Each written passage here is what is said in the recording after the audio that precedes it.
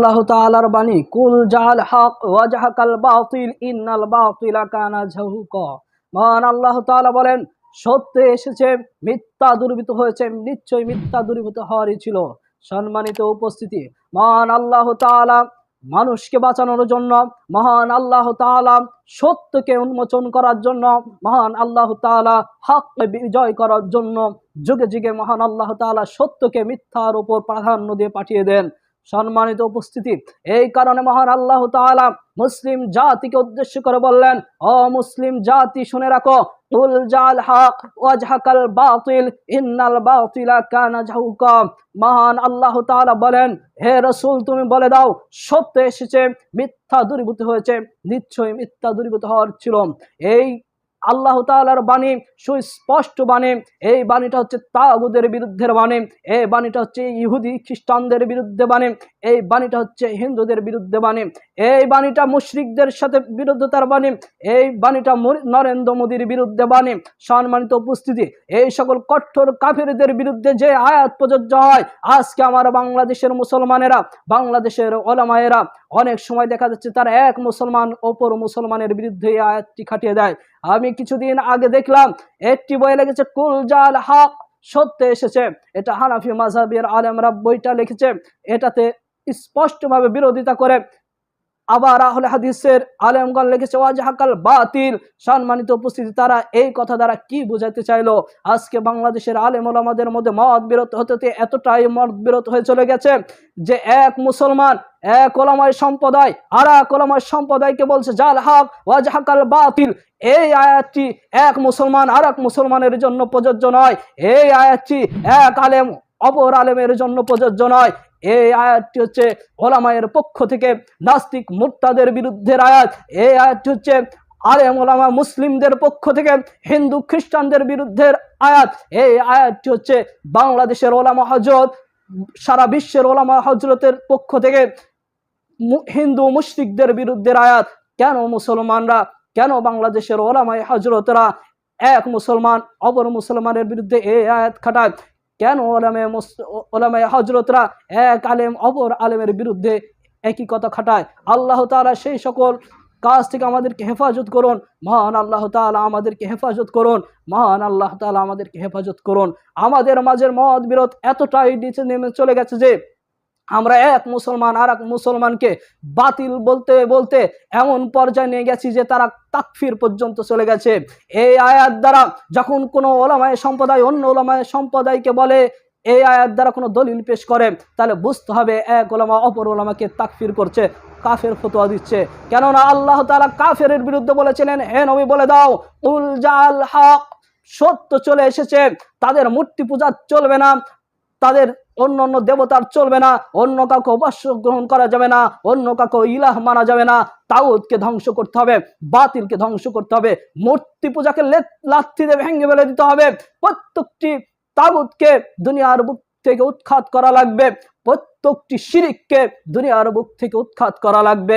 সম্মানিত উপস্থিতি, কেন ওলামায়ে হযরতগণ এক ওলামা অপর ওলামার বিপক্ষে এই আয়াতটি পাঠ করলেন?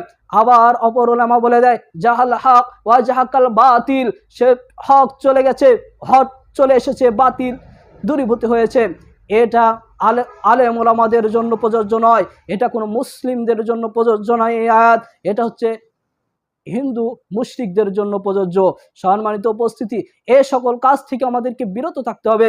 আমাদের মুসলিম উম্মাহকে ঐক্য থাকতে হবে, আমাদের মুসলিম উম্মাহকে একজোট থাকতে হবে। সম্মানিত উপস্থিতি, যদি আমরা না থাকি, মুসলিম উম্মাহ ঐক্যভাবে না থাকি, মুসলিম উম্মার মধ্যে যদি একত্রিত না থাকে, ওলামায়ে হযরতের মধ্যে যদি একতা না থাকে, মুসলিম ভাই ভাইয়ের যদি সম্পর্ক না থাকে, তবে অবশ্যই বাতিলরা মাথা তুলে দাঁড়াবে, অবশ্যই তারা আমাদের বিরুদ্ধে ষড়যন্ত্রে লিপ্ত হবে, অবশ্যই তারা আমাদের ক্ষতি করার জন্য বারবার মেতে উঠবে।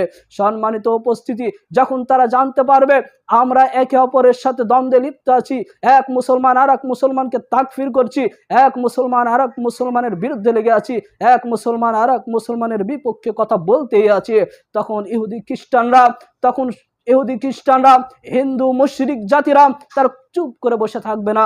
তারাও চেষ্টা করবে আমাদের বিপক্ষে এই কথাগুলো ভাঙানো, তারাও চেষ্টা করবে আমাদের বিপক্ষে লোক লাগিয়ে দেওয়ার, তারাও চেষ্টা করবে মুসলমানের মাঝে দ্বন্দ্ব লাগিয়ে দেওয়ার, তারাও চেষ্টা করবে আমাদের ভাই ভাইদের মধ্যে দ্বন্দ্ব লাগিয়ে দিয়ে মুসলমানদের মাঝে রক্তপাত ঘটানোর।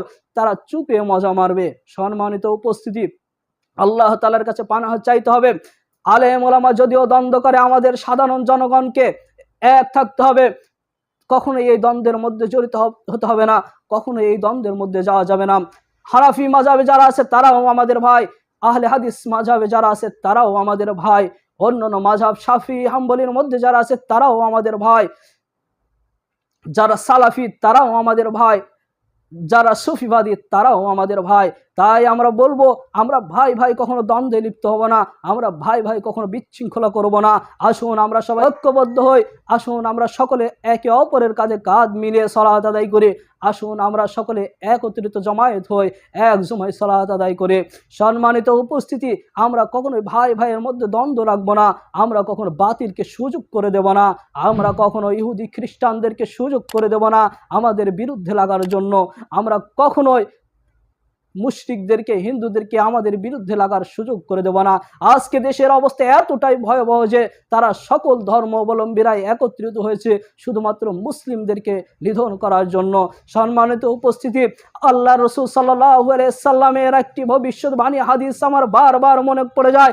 আল্লাহ রসুল সাল্লাল্লাহু আলাইহি সাল্লাম বলেছিলেন, ও আমার সাহাবীরা শুনে রাখো, এমন একটি সময় আসবে মুসলমানদেরকে হত্যা করার জন্য একে অপর অমুসলিমরা একে অপরকে দাওয়াত দেওয়ার মতন দাওয়াত দেবে। যেমন তোমরা একই প্লেটে খাবার রেখে সকল মেহমানদেরকে দাওয়াত দিয়ে খাওয়ার জন্য দাওয়াত দাও, এক প্লেটে আসার জন্য আহ্বান করো। এমন একটি সময় আসবে ইহুদি খ্রিস্টান অমুসলিমরা তারা মুসলমানদেরকে নিধন করার জন্য, ইসলামকে দুনিয়ার বুক থেকে উৎখাত করার জন্য তারা একে অপরকে আহ্বান করবে, একে অপরকে দাওয়াত দেবে। আল্লাহ তাআলার সে রাসূলুল্লাহ সাল্লাল্লাহু আলাইহি সাল্লামের বাণী আজকে বাস্তব পরিণত হচ্ছে। সম্মানিত মুসলিমগণ, সম্মানিত সাথী ভাই, সম্মানিত দিনী ভাই, আজকে আমাদের বোঝার সময় এসে গেছে। আমাদেরকে বুঝতে হবে, আজকে ইহুদি খ্রিস্টানদের নিজেদের ব্যক্তিগত মত বিরোধ থাকতে পারে, আজকে হিন্দুর সাথে খ্রিস্টানদের মত বিরোধ থাকতে পারে, হিন্দুর সাথে ইহুদিদের মত বিরোধ থাকতে পারে, ইহুদি খ্রিস্টানদের মত বিরোধ থাকতে পারে, কিন্তু তারা মুসলিম নিধনের জন্য, তারা ইসলামকে ধ্বংস করার জন্য সকলেই একত্রিত হয়ে আছে। তারা ইসলামকে ধ্বংস করার জন্য একে অপরকে বারবার আহ্বান করছে। যেমন খাদ্য প্লেটে রেখে আহ্বান করা হয়, তারাও বারবার মুসলিমদেরকে ধ্বংস করার জন্য, মুসলিমদেরকে নিধন করার জন্য আহ্বান করছে।